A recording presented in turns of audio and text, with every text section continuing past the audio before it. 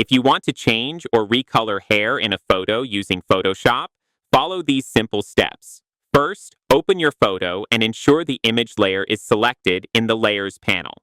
Select the lasso tool from the toolbar and carefully draw around the hair to create a selection. It doesn't have to be perfect, but try to be as accurate as possible.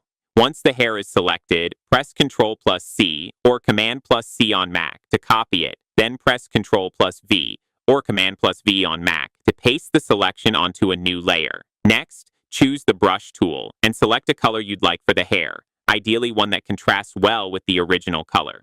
With the new layer selected, begin painting over the hair area. Don't worry if it looks rough at first, you'll refine it later. After covering the entire hair area, go to the Layers panel and change the blending mode from Normal to Overlay. This will blend the new color naturally with the original hair texture. Finally, use the eraser tool to clean up any areas where the color extends beyond the hair and adjust the layer's opacity if needed to achieve a more natural, realistic look. Don't forget to subscribe for more tips.